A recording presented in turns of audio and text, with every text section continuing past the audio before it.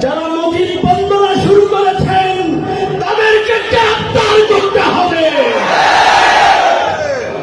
ফেসবুকে স্ট্যাটাস দিয়ে শহীদ মুগ্ধ আর শহীদ আবু সাইদের মায়ের সামনে যারা মুজিববাদের জন্য নতুন করে কান্না করেন, এরা ফ্যাসিবাদের দালাল, এদেরকে রুখে দিতে হবে।